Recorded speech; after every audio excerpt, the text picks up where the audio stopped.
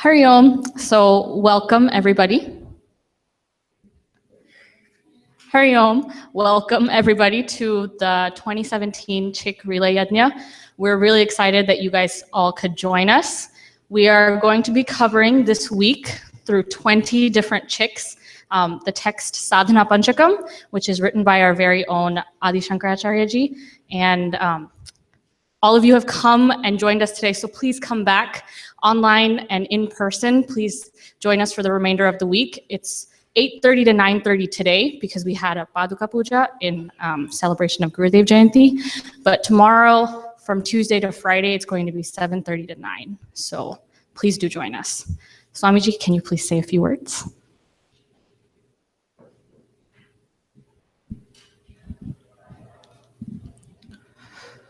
Hari Om. We just concluded with our Gurudev's Paduka Puja in the temple, and my heart is like jumping with joy that what else can be offered as at his feet, that this parampara is kept alive, that it is not just us acharyas who are listening, learning, speaking about it, but you all as Yuva Kendra members have put effort to learn, and now the parampara continues, that you are now sitting on that Vyasa Pitha, that where for centuries, for ages, the masters have sat and spoken. Now you are going to give us a bit of your understanding into Sadhana Panchakam. So may Gurudev's blessings be on each one of you for the effort and the offering. All the best. May the force be with you. Who's going to be the first one? Okay, all the best. Payal.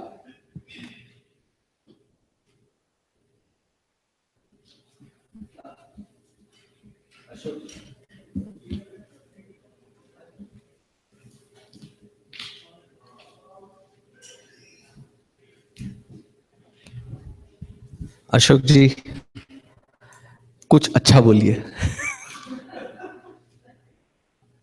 कोशिश करता हूँ. Hariom.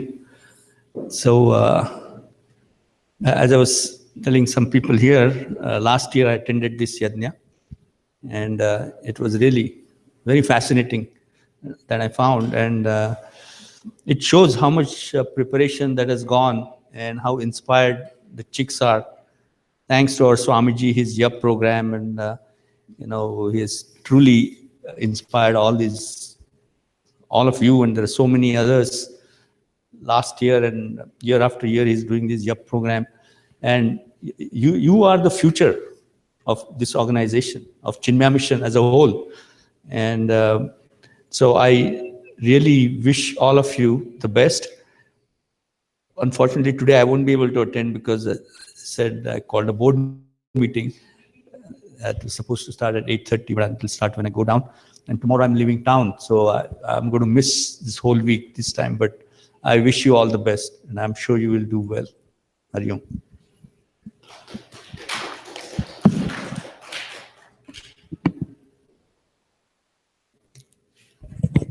Hari Om. Can you guys hear me?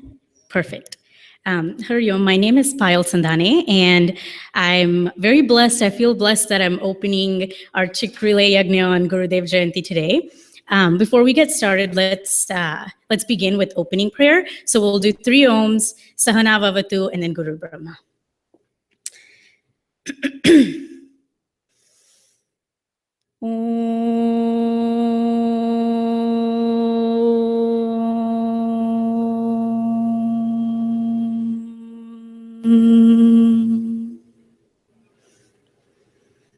Om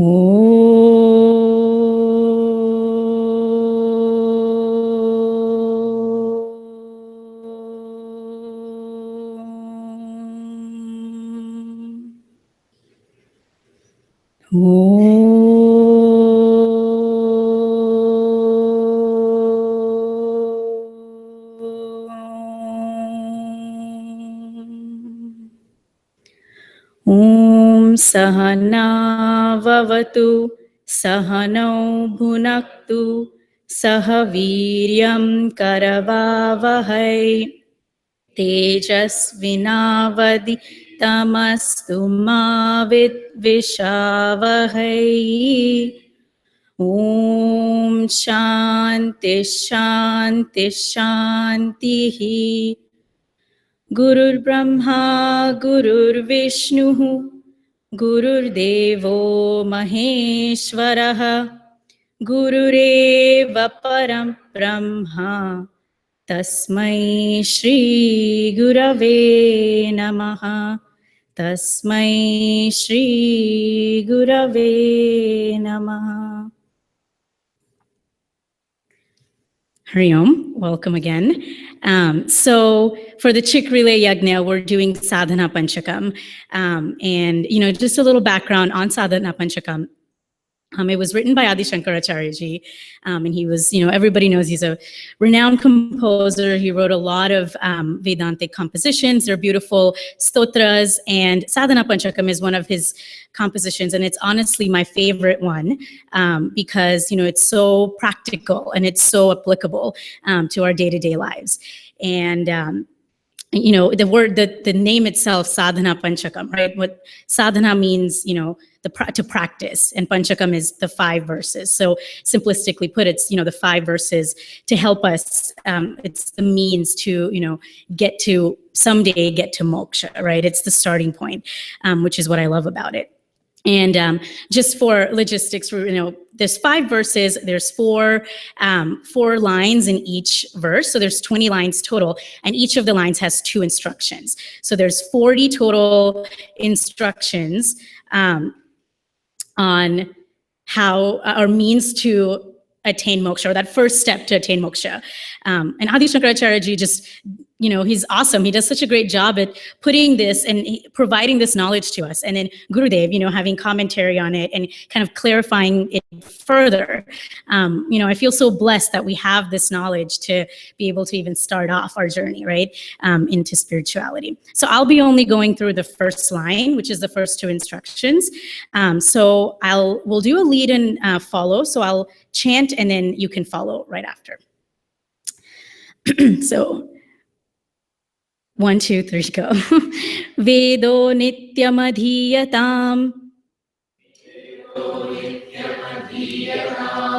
taduditam karma svanushthiyatam.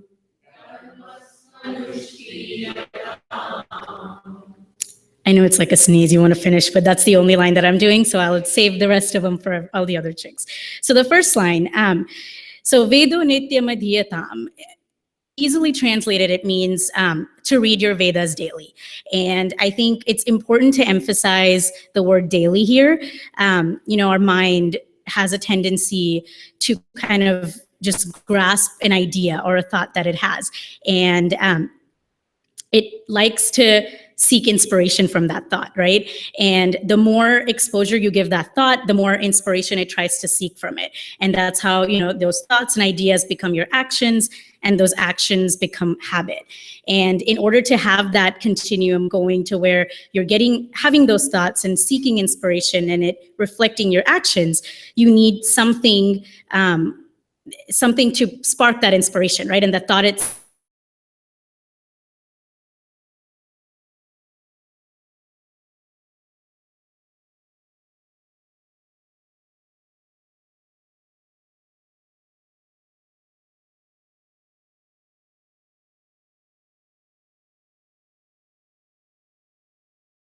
meeting in the morning with my coworkers on the phone, and I have usually a very bright, outgoing, great ideas, kind of a colleague. And on the call today, he was just very out of it, kind of snappy, not giving good recommendations, and just being very short. So after the call ended, I messaged him separately, and I was like, "Hey, is everything okay? I sent something wrong. What's the matter?" And he goes, "Oh, I'm fine now. Sorry, it was just a really early call. I hadn't had my morning coffee." And you think about that, and you're like, you're so engrossed. Your mind starts to believe that drinking that coffee will give you that energy. And to the point, and a great example is even at my house, right? A more Indian household example would be like garam chai, right? Tea. I feel like with my parents, right before they leave to go to work, they need that hot cup of tea. And then right after they come back from work, they need that hot cup of tea. And the first few days I'm visiting, and it's funny because they'll tend to, if they don't have that tea and anything goes wrong on the day, they'll blame the lack of tea, right? They'll be like, "Oh, I didn't have energy. Oh, I didn't drink that cha in the morning," right? And can you imagine if we did that with like, hey, if someone comes up to me and is like, "What's wrong with, is everything okay? You seem a little down." And I were to say like, "Hey, you know what? I didn't read my Vedas today. That's why I'm so down." And we can do that, right? That's exactly how it should be. It should be the Vedas influencing us, not tea or coffee, right? And the first step for that would be to start reading it. Once we get that mind occupied, that thought, that idea in my mind that I need this in order to function every day, I need that inspiration, it'll help us kind of cultivate that habit of reading the Vedas. So that's the first half of the line. And then the second half is just talks about performing your duties and your karmas according to the Vedas. So, in this day and age, we have so many priorities, or we have a habit of prioritizing things, or compartmentalizing our priorities, right? And when I use that analogy in my mind, automatically I think of this a cubby, right? Like those IKEA cubbies with like 4x2s. And I think of, my mind being exactly like that, and my priorities saying, hey, this is work, this is social, this is my family, this is, whatever, school. And sometimes we have a habit of just adding Vedanta and spirituality as another box in there, saying, okay, Sunday I'll go to mission, and then Monday I'll start work again and just forget everything. Or you don't say you'll forget everything, but it tends to just happen because we're kind of boxing it separately, right? And what's the point of that, right? What's the point of getting that inspiration and then not applying it to your life, to your actions? So that's the second part where Adi Shankaracharya ji says, performing your duties, your karmas, and making sure that making sure that there's Vedantic background and influence in everything that you do is really important. So rather than having a cubby being Vedanta, the whole structure itself should be the Vedas, right? Should be spirituality itself. And it's important to realize that Vedas itself, just reading it every day isn't going to do anything unless you truly apply it to your day-to-day lives. So that's what the first line is about. And then I'll hand it over to the next CHYK, Anuj. So Hariom.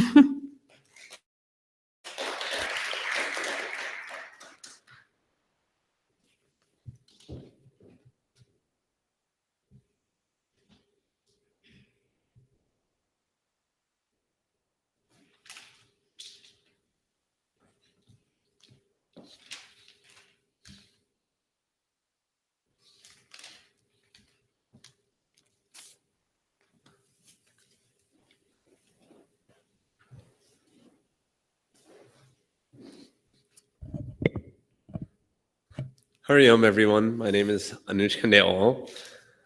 I went to Chinmay Mission Bal Vihar in Houston, and I've been in Dallas now for about 1.5 years. So we'll kind of similar, in a very similar format to what Payal did. I'll start, and you can repeat after me. Tene shashya vidiyatam apachitihi kamye matishtyajyatam.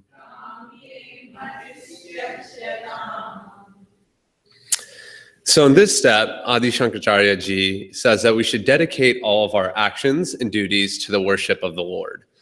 Biles' verses mention that the duties should be performed as obligations. Now these actions and duties are converted into the worship of the Lord. Oftentimes, we think of three keys. Swami Sarveshananda gave us this example yesterday, and so I'll repeat it. So oftentimes those three most important people are me, myself, and I. Trying to fulfill, in other words, trying to fulfill our inner ego. As I thought through these examples, I thought back to when I was a 16-year-old. As a boy, I naturally wanted a car. So each night, those conversations with my parents would go, my car will make me cool. I need to have it. I have to have it. All my friends have them. After a long debate of why I couldn't get a car, the next night I would re-bring this up. And I thought to myself, are these egotistical tendencies simply growing the vasanas within us? Aren't they just shackling us and holding us back from our true calling? In a similar example, I listened to Gurudev's lecture today on how to win in a Vedantic manner. When results and outcomes don't go our way, rather than pointing to the inside and to ourselves, we often point to the exterior. Oh, the guy who got a promotion has an in with our boss. Oh, maybe it's because I'm Indian. Why do we blame external factors and worship our ego? So now, thinking more practically, what can we do? There was a really beautiful line that I took away that I'll repeat, and it's to surrender ourselves and work in his name is a way to begin to liquidate the accumulated vasanas that we exhibit. The words to begin to liquidate the accumulated vasanas that we exhibit just stuck out as a certain way. In the same lecture I referenced, Swamiji speaks of goal setting. Our goal should almost be unattainable. When we make simple goals that we can easily become selfish, we think of me, me, me.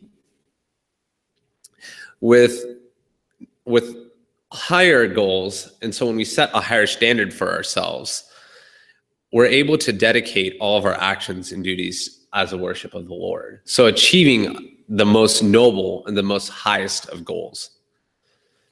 In other words, to fight against this inner ego. When we begin to look through that lens, that all my actions are for Bhagwan, the outcome becomes less relevant. We're less focused on what I'm going to get and what I'm going to take away. And in that way, when we think of that our results are for Bhagwan, we become more prepared, we do our best, and we strive for the best effort that one could attain.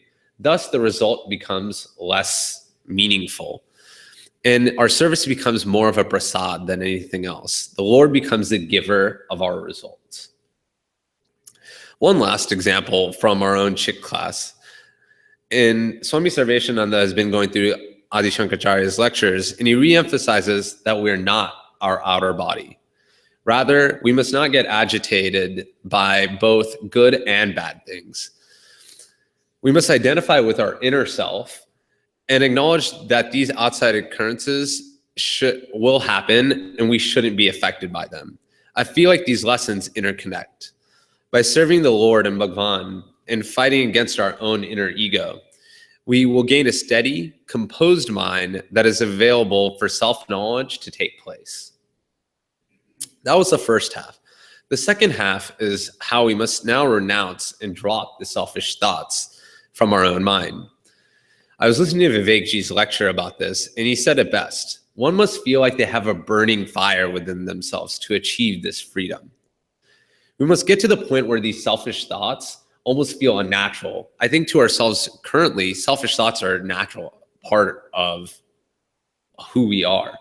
Get to the point where selfishness feels unnatural to ourselves. It's uncomfortable.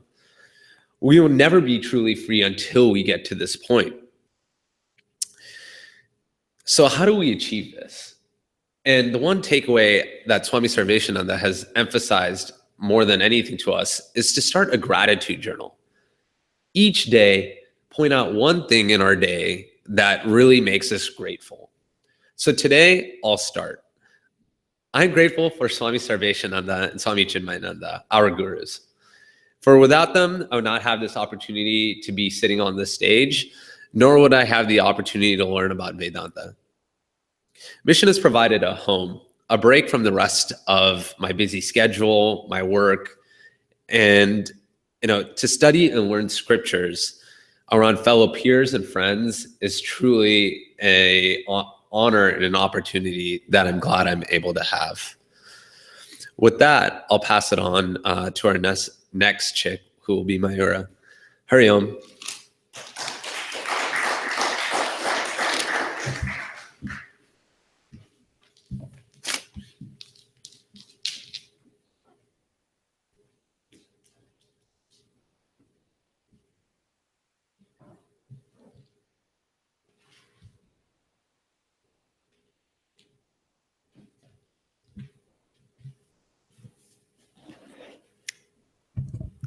Hari Om.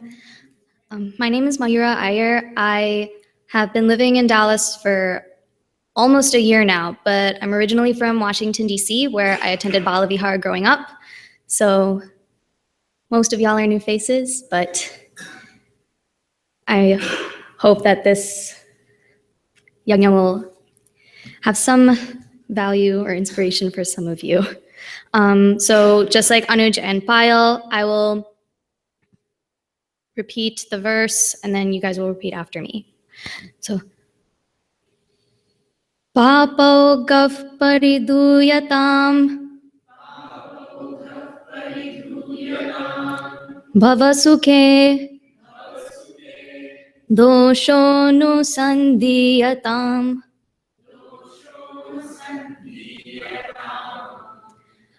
Okay, so according to the translation, this is essentially the first part of it is saying to wash away the hordes of sins in our heart.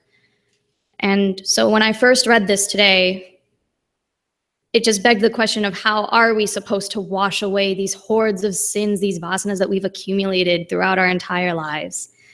And I really liked what Swami Chinmayanandaji said in his commentary, where he said, through selfless dedicated actions, performed with an inner personality, sincerely God-centered, these vasanas can be exhausted, and thus our bosom can be washed clean of all of our sins.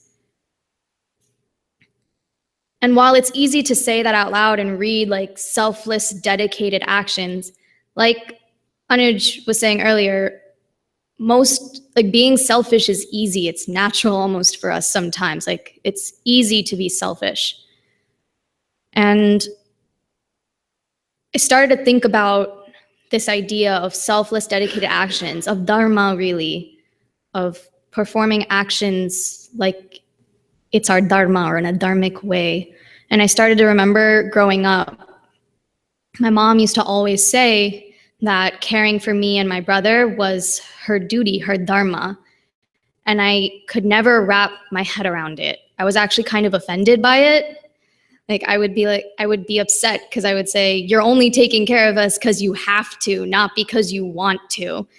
And I was like very offended. I was like, you don't even like us. You're just doing it because someone's forcing you to, like this Hindu guilt or some sort of something is making you take care of us. You probably don't even like us. And then my mom just of course, the way parents do when they just either know we won't get it or don't want to explain, we're just like, you'll understand when you're older, or worse, you'll understand when you have kids of your own. And while I don't have children of my own right now, I'm a teacher, and I do have 153 students who I do refer to as my kids, even though they're actually only 3 to 6 years younger than me. But I instinctively refer to them as my kids. And when I was reading this, I started thinking of what my mom was saying growing up, and then started thinking of my own students, how they say, you only teach us because you have to, not because you want to. And when we hear this term duty, we start to think of something unpleasant. We think of something that we have to do, like someone's coercing us or forcing us to do it. For example, today I had to go to jury duty. And if anyone has talked to me in the last 24 hours, you knew I really, really, really did not want to go. I really did not want to go to jury duty. I was dreading it. I had known for like a month that I was going. I was coming up with all these schemes to get out of it. Full disclosure, I did get out of it. But it wasn't something that I wanted to do. And similarly, there's a lot of other things that we have to do that just we don't think of as something pleasant. Like we do laundry because we have to, not because we want to. At least me personally, I don't know if any of you guys really like laundry. Growing up, it was making the bed. Like I made the bed because I had to, not because I wanted to. And oftentimes I feel like, at least me personally, but I'm sure a lot of you guys can relate to this too. Like we go to our jobs because we have to, not because we want to, especially like on Mondays, like waking up, it's like you're going because you have to and not because you want to. And at the end of the day, that's not really like a selfless, dedicated action or like dharmic sense of duty. And so why can't all of our tasks or actions be dharmic? Why can't we do everything we do with this mindset? If this is how we are to wash away the sins that we have accumulated throughout our lives or these tendencies, why can't everything we do be done with this mindset? And to me, I feel like the problem lies in this dichotomy that we either see, if we do something, it's either because we want to do it or because we have to do it. It's like this dichotomy where it's only one or the other. And that kind of ties into the second part of this line of the verse, recognizing that the pleasures of the sense objects or our desires are riddled with pain. They will always, they come with a joy that's fleeting and temporary and conditional, which means that they will always go away. So for example, like going back to the idea of showing up to your job because you have to, there's definitely days I show up to my job because I want to. Like I'm excited to go to work. I want to go but usually it's conditional on something, like I'm teaching a really fun lesson that day, or a student wrote me a really cute letter and it put me in a good mood, or I'm just like in a really good mood for some outside reason. Like maybe a friend was in town, maybe, I don't know, like my favorite show was going to come on that night. Something was putting me in a good mood that day that made me want to go to work. But then how long does that last? Maybe 1 or 2 days, and then something will happen and it'll overshadow all of that. Like a student will curse at me or flip a table or something like that, or something last minute will happen that will ruin all my plans for the week. And then I'm like struggling to catch up. And that's because we do things because we either have to or we want to. And the problem lies in that want, like that desire. Like it's always conditional and attached to something. And the difference between performing our actions in that sense of duty and dharmic or Vedantic duty is because dharma is done with overwhelming love and selfless love. And it transcends this simplistic dichotomy of like we do it because we have to or because we want to.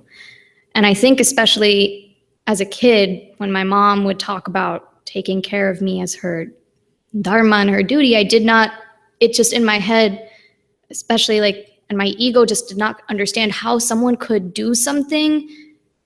If they obviously didn't want to do it, then they had to do it. And if they had to do it, they were obviously being forced. Like it was always centered around this selfish, egotistical desire, in my head as a kid. And I'm not saying I don't do that today or now as a semi-adult. It's just, it was hard for me to wrap my head around. And I think what a lot of us struggle with is the fact that just because we are doing something dutifully doesn't mean it's unpleasant, or just because something doesn't have desire attached to it doesn't mean it doesn't bring joy. If anything, it brings a more permanent joy, like that joy that we seek through the study of Vedanta, through the study of texts like the Sadhana Panchakam. And I think it's in that selflessness that we find this dharma, and through that selflessness, we're able to wash our sins away. So I think it's interesting because when I was reading this through the commentary, it says, wash away the hordes of sins in our heart first, but then the second part is recognize that the pleasures of our sense objects and our desires are riddled with pain. But I feel like you need that second part to get to the first part. It was only until we recognize that these desires don't bring any true joy and happiness that we can perform our actions in a dharmic way and then wash the sins away. So it almost was backwards in my head when I was like processing this today during jury duty. So in order to cleanse our sins, we must perform truly selfless dharma. But in order to do that, we must transcend our sensory desires and pleasures. And I'm not pretending like I do this today at all. Like I literally gave an example of how I don't do this at work, and I didn't do this with jury duty today. But I think as a starting point, even just reflecting on these texts and like for me participating and then you guys coming and then me coming to these yagnas is a good way to start checking ourselves to be able to internalize that mindset and get to a point where all of our actions are done with this kind of selfless love and devotion to God. So, I will pass it on to Prachiti then.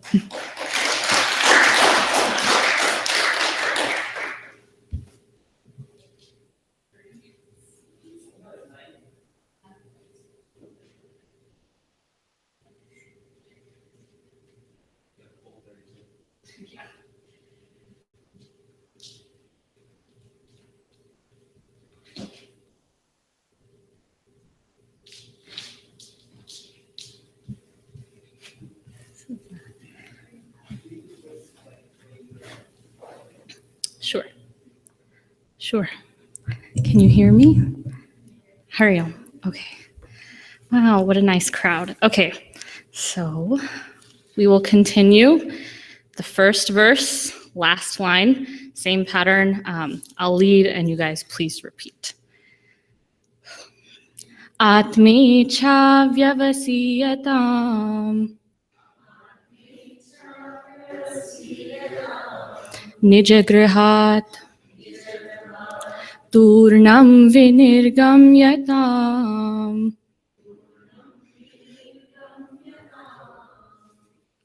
Okay. Hari Om. My name is Prachiti. I'm so glad everybody could join us today. Please come back tomorrow and the rest of the week. And again, happy Gurudev Jayanti to everybody. So Mayura left us with talking about deterring our mind from these sense pleasures, from these joys that we find in the world that also come with a lot of sorrow.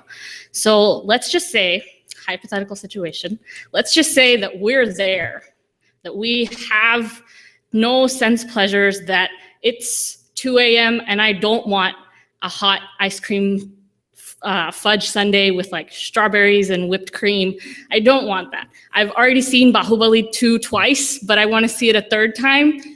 None of that is happening. So this is where we are right now. So once we've conquered all of this, what next? What is that next step? So that next step is this 7th instruction by Adi Shankaracharya ji, which is in his own words. Let me use the specific words. So seek the self with consistent endeavor. So once we've conquered all of our sense pleasures, once we've gotten to that point where we don't have these desires ridden in our bosom like we were all talking about, the next step is to seek the self with consistent endeavor.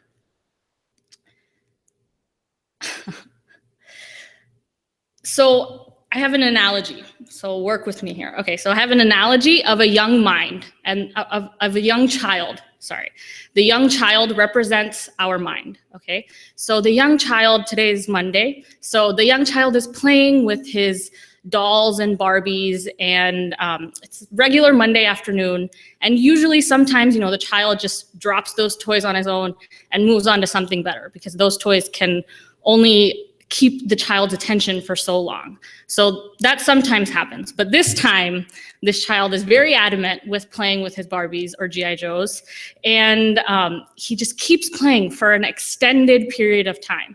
And so the parents, obviously, will notice at one point or another, and they'll see that this child is playing with these meaningless toys, in a sense, because the child isn't growing from playing with these G.I. Joes or Barbies. There's no upliftment for the child overall from their perspective. And so the natural thing for a parent to do, both of my parents are in the audience, so I have to, be very careful.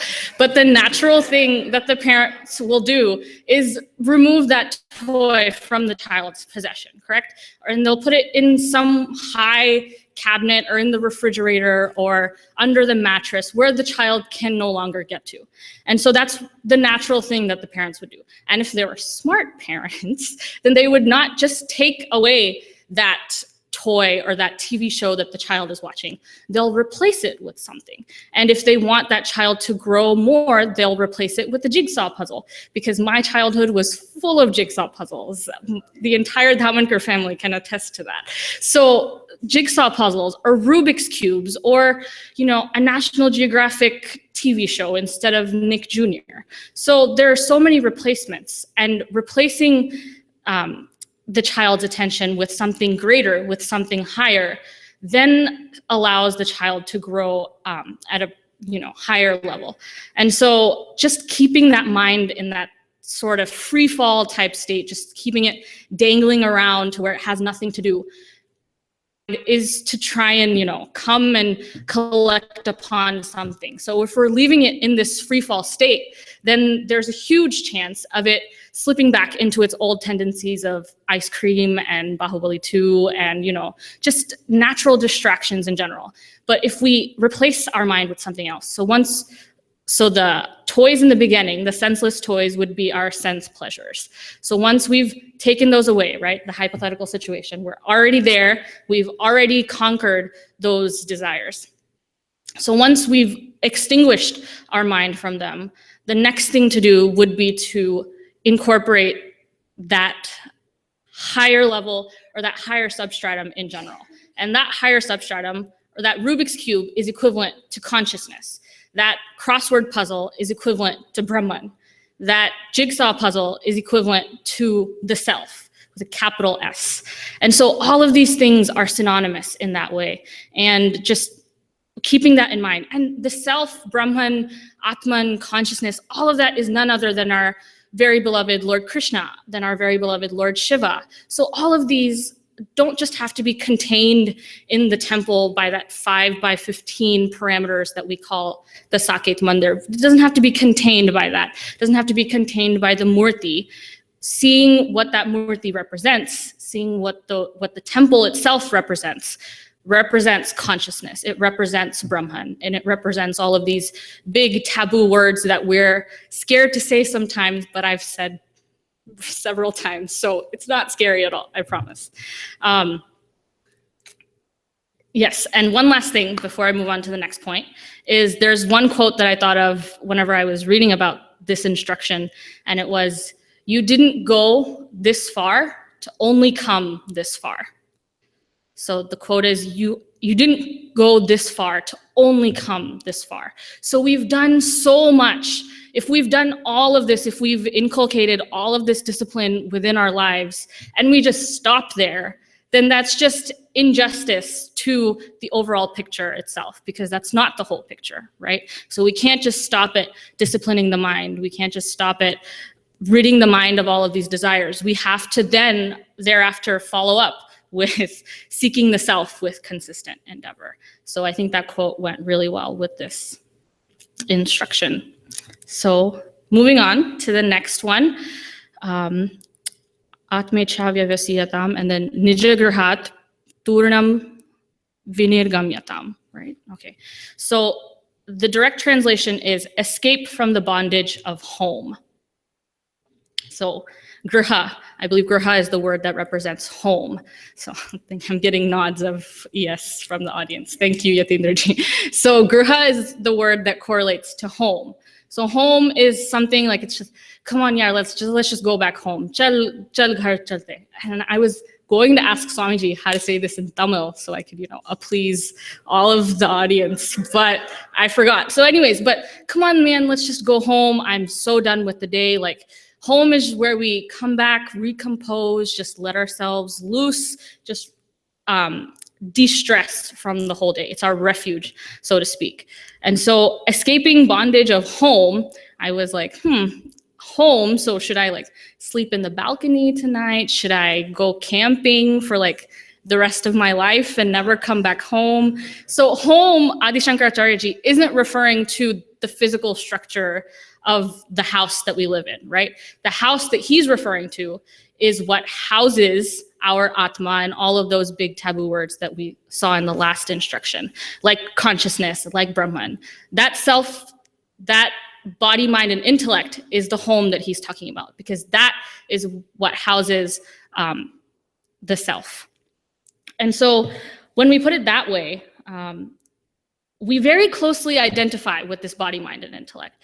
So how do we escape from the bondage of this home? Because everything we do, everything we say, everything we think, so at action, thought, and deed, action, thought, word, and deed, all of them we associate so closely with this body, mind, and intellect. When this body is perceiving, because actually whenever I'm speaking, you guys are listening, the body, the ears, and my mouth is talking, right? But we're associating so closely with my eyes, are associating so closely with your ears that you mistaken yourselves to be listening, and I mistaken myself to be talking to you.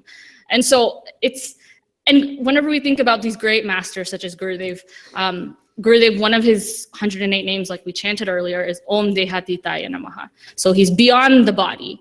So, but what does that really mean, right? Because even though he was beyond the body, that didn't mean that he was in some lucid, supernatural type state where his body just disappeared off to a different dimension. It just means that what it really means is that the perceiver, feeler, and thinker in Gurudev was just completely ended.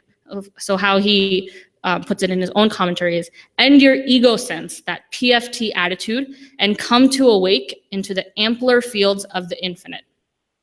And so that PFT, that ahankara, that ego, that prachiti sense that I am this body, I am this mind. Whenever I feel pain, or whenever I feel sad or angry or frustrated or afraid or jealous, all of those things are happening to the mind. All of those things are happening not to me, really. And again, with the intellect level, whenever I'm confused or whenever I lack clarity about Drigdrishya Viveka, which is the topic that we're learning with Swamiji and Satsang, because that can obviously be challenging at times. So whenever that confusion is there, I associate it with myself so closely, but it's actually just the intellect that's confused. It's not really my true nature. And so substituting, so taking a step back and just kind of putting ourselves in a witness standpoint, in an observation standpoint, instead of an ownership standpoint. So instead of me owning up to all of these experiences, especially negative experiences, right? We're always basking in our confusion. We're always basking in our jealousy. We're always basking in our anger. All of those things, instead of staying within them, staying just congested amongst them in all senses, just taking one step backwards and looking at the entire picture. There's in one satsang, you hear sit back, relax, and just enjoy the ride. That's what you're told whenever you're sitting on a roller coaster. That's what you're told whenever you're about to start watching a movie. And so whenever we start our day, how about we just sit back, relax, and enjoy the ride, and just watch the tendencies of our mind just fluctuate up and down instead of moving crazily with them, right? And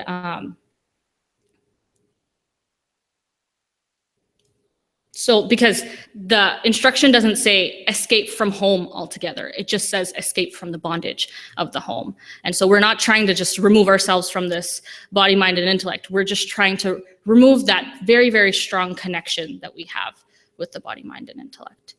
And with that, I believe I will close for the night. We can do closing prayers, but again, tomorrow will be a different time. It'll be 7:30 to 9 instead of 8:30, 8:45, whatever it was today.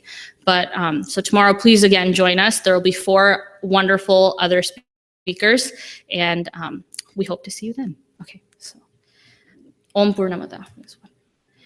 Om Purnamada Purnamidam Purnat Purnamudachyate Purnasya Purnamadaya Purnameva Om Shanti Shanti Shanti Hari Om Shri Gurubhyo Namaha Hari Om.